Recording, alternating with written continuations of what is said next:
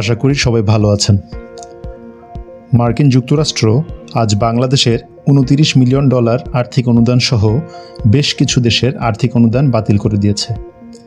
এ বিষয়ে আজকে কথা বলবো এবং ভিডিওর শেষে আমরা এটা বুঝতে চেষ্টা করব যে এই $29 মিলিয়ন সুবিধাভোগী বাংলাদেশে কারা ছিল।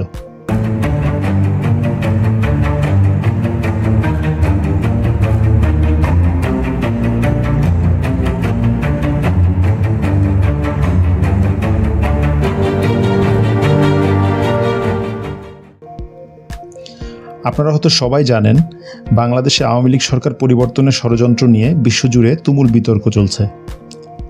আর এর মাঝে যুক্তরাষ্ট্র হঠাৎ বাংলাদেশের $29 মিলিয়ন অনুদান বন্ধ করে দিল, যা এখন সবাই আমরা মোটামুটি জানি।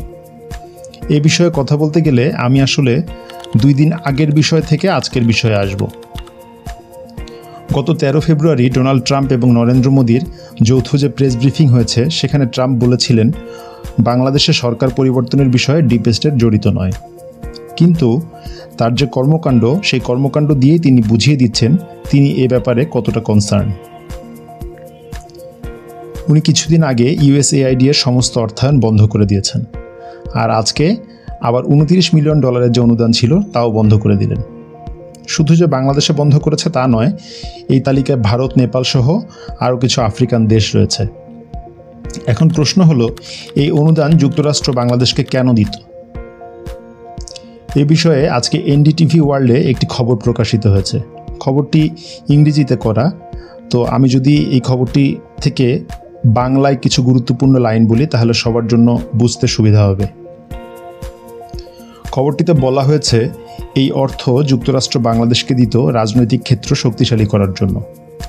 তাহলে এটা বাতিল হলো কেন? কারণ ডোনাল্ড ট্রাম্প ক্ষমতায় বসেই ডিপার্টমেন্ট অফ গভর্নমেন্ট এফিসিয়েন্সি অর্থাৎ ব্যয় সংকোচন সংস্থা করেছেন, যার নেতৃত্বে রয়েছেন আবার ইলন মাস্ক।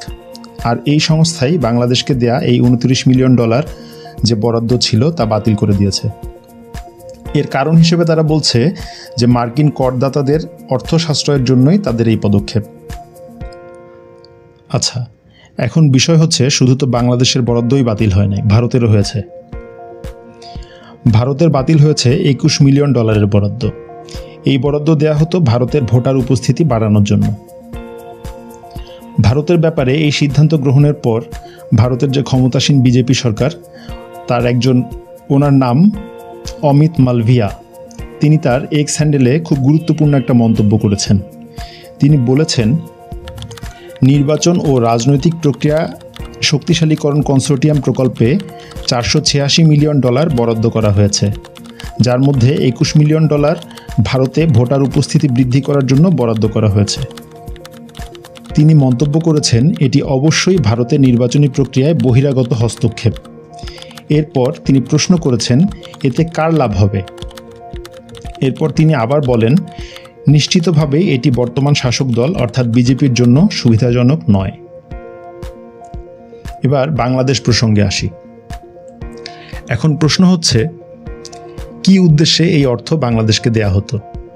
তো খবরে বলা হয়েছে, বাংলাদেশের রাজনৈতিক ক্ষেত্র শক্তিশালী করতে এই প্রকল্পটি USAID এবং যুক্তরাজ্যের সাবেক DFID অর্থাৎ ডিপার্টমেন্ট ফর ইন্টারন্যাশনাল ডেভেলপমেন্ট দ্বারা অর্থায়ন করা হয়েছিল। ডেমোক্রেসি ইন্টারন্যাশনালের মতে এই কর্মসূচির মাধ্যমে রাজনৈতিক কর্মীদের এবং দেশের নাগরিকদের দক্ষতা বাড়াতে এই প্রকল্পে অর্থায়ন করা হয়েছে।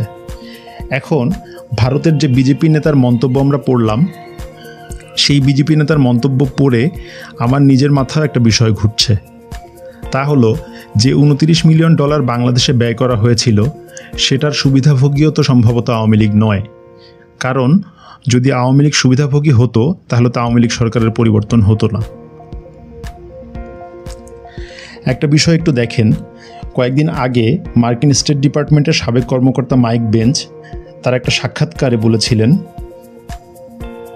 বাংলাদেশে সরকার পরিবর্তনে USAID এর মাধ্যমে মিডিয়া, সাংস্কৃতিক কর্মী, র্যাপার সঙ্গীত শিল্পী, ক্ষুদ্র নৃগোষ্ঠী, হিজড়া, সমকামী, transgender, radical group, social media influencer, শিক্ষক এবং শিক্ষার্থীদের উপর অনেক বড় অঙ্কের অর্থ বিনিয়োগ করা হয়। তাহলে এই 29 মিলিয়নের সুবিধাভোগী কি মাইক বেঞ্চ যাদের কথা বলেছেন তারাই? এখন বিষয় হচ্ছে ট্রাম্প প্রশাসন যেভাবে সব কিছু প্রকাশ করছেন, হয়তো সামনে আমরা এই সুবিধাভোগীদের নামও জানতে পারবো। আজ এ পর্যন্তই। ভিডিওটি ভালো লাগলে লাইক করবেন এবং কমেন্টে আপনাদের মতামত জানাবেন। আর যদি আমাকে উৎসাহিত করতে চান, নতুন নতুন বিশ্লেষণ শুনতে চান, তাহলে সামাজিক কর্মকাণ্ড অর্থাৎ আমার চ্যানেলটিকে সাবস্ক্রাইব করবেন। আল্লাহ হাফেজ।